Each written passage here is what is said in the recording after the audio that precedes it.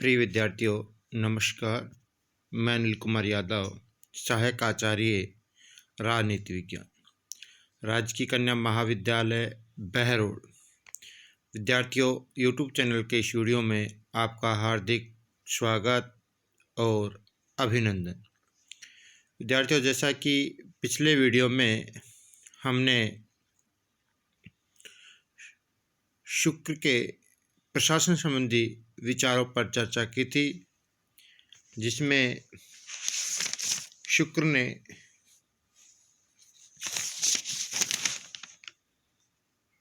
अधिकारियों की योग्यताएं,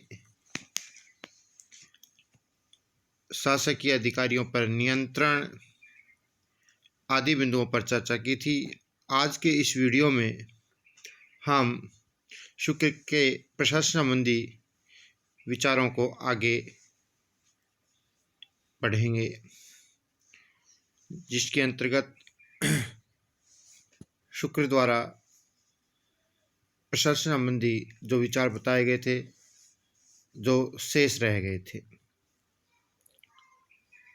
तो बात करते हैं विद्यार्थियों शुक्र के प्रशासन संबंधी विचारों की।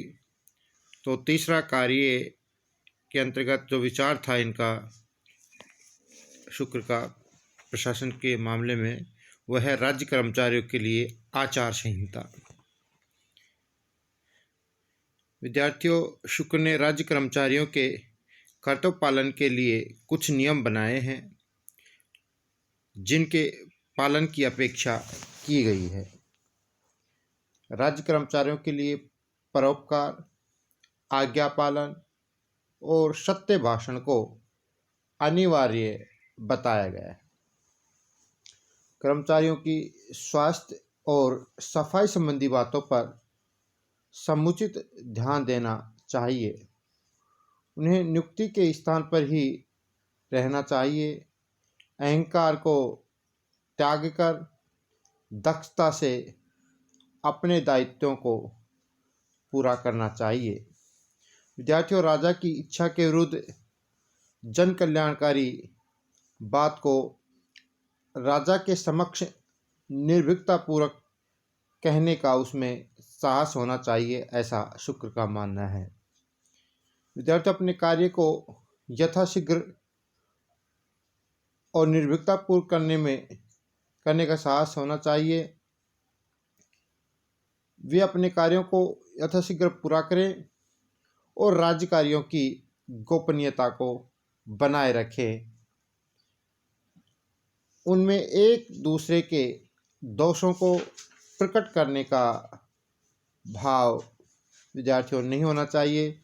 जो कर्मचारी और अधिकारी आचार संहिता के इन नियमों का पालन करता है, उसे शुक्र नीति में श्रेष्ठ बताया गया है। विद्यार्थियों,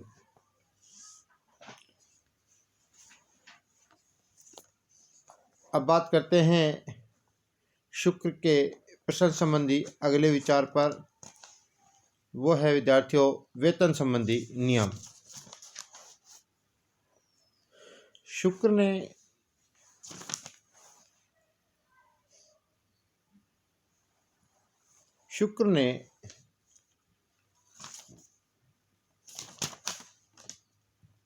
कर्मचारियों के लिए वेतनमान के आधार पर निश्चित करने की बात कही है। वेतन निर्धारण इस प्रकार है। कार्यमान के आधार पर। इसके अंतर्गत विद्यार्थियों शुक्र बताता है कि कार्य की मात्रा के अनुसार वेतन दिया जाना चाहिए। दूसरा है विद्यार्थियों कार्य कारण के आधार पर। कार्य और काल के अनुसार दिए जाने वाला वेतन कार्य कारण वेतनमान कहलाता है। विद्यार्थियों, तीसरा है कालमान। काल के अनुसार यानी कि समय के अनुसार दिया जाने वाला वेतन कालमान वेतन कहलाता है। विद्यार्थियों, शुक्र ने राजा को परामर्श दिया कि उसे वेतन भुगतान में विलंब नहीं करना चाहिए। शुक्र ने 4 प्रकार के वेतनमान यहाँ विद्यार्थियों बताए हैं: श्रेष्ठ, मध्यम, सम और हीन। शुक्र ने स्पष्ट किया कि कर्मचारियों का वेतन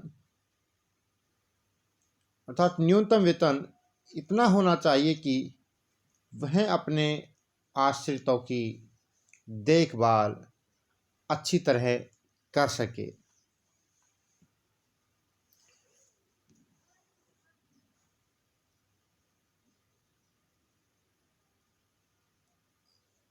अगला विचार है विद्यार्थियों पदोन्नति के मामले में।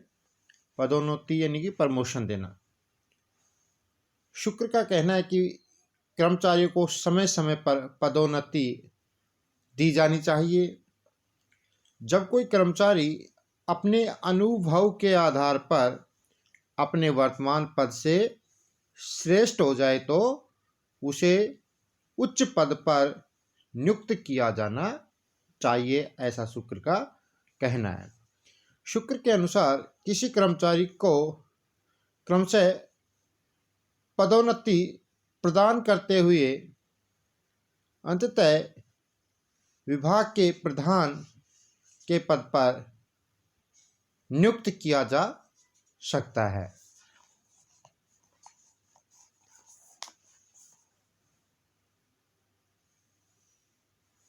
अगला विचार है विद्यार्थियों अधिलाभ व अनुतोष संबंधी नियम।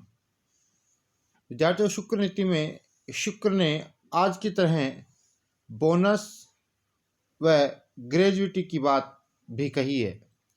शुक्र का मानना है कि राजा को प्रतिवर्ष कर्मचारियों को 15 दिन का वेतन बोनस या अधिलाभ के रूप में देना चाहिए। बोनस के अतिरिक्त वेतन का 8वां अंश अनुतोष के रूप में देना चाहिए। अगला विचार है विद्यार्थियों अवकाश संबंध में। शुक्र नीति में कर्मचारियों के लिए अवकाश के संबंध में यह स्पष्ट नीति बताई गई है कि राजा को उत्सव व त्योहार आदि के दिनों में कर्मचारियों को अवकाश प्रदान करना चाहिए। विद्यार्थियों, शुक्र कहता है कि श्राद्ध के दिनों में कर्मचारियों में से किसी भी प्रकार का कार्य नहीं लेना चाहिए। कर्मचारियों को सप्ताह में 1 दिन का पूर्ण अवकाश देना चाहिए।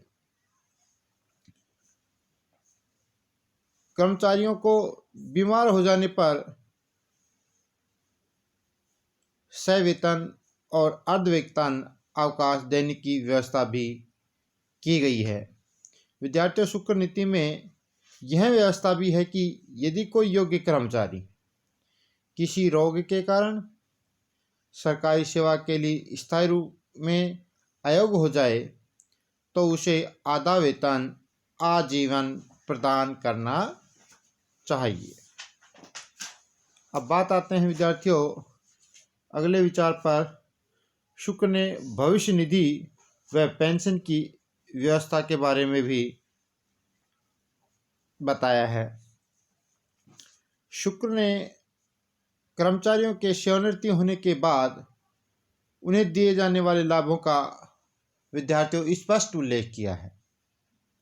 शुक्र ने कहा है कि जिन कर्मचारियों ने राज्य की सेवा में 40 वर्ष पूरे कर लिए हों उन्हें सेवा निवृत्त कर देना चाहिए और ऐसे कर्मचारियों को आधा वेतन पेंशन के रूप में आजीवन प्रदान करना चाहिए।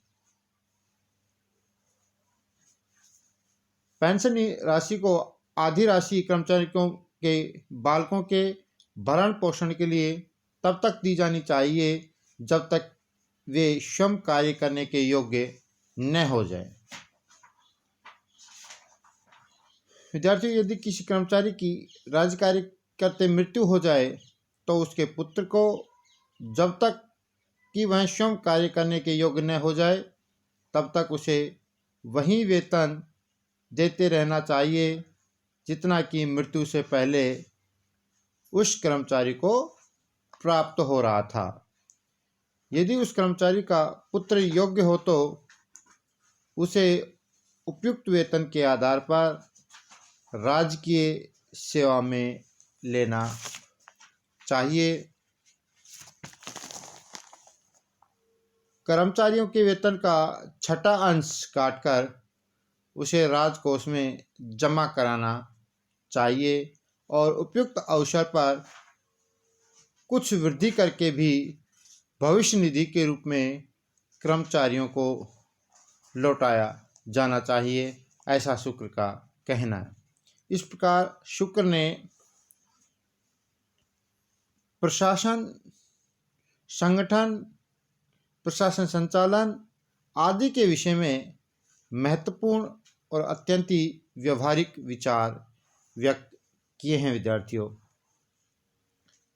शुक्र नीति में शुक्र ने राज्य में शांति व्यवस्था स्थापित करना, प्रशासन का समुचित संचालन करना राज्य या राजा का प्रमुख दायित्व बताया है। राजा प्रमुख दंडाधिकारी है क्योंकि दंड राजा में निवास करता है, अतः राजा को दंड नीति का पालन अत्यंत कुशलतापूर्वक करना चाहिए। राजा को दंड नीति का संचालन इस प्रकार करना चाहिए जिससे दुष्टों का अंत हो सके और सज्जनों की रक्षा हो सके। धन्यवाद विद्यार्थी।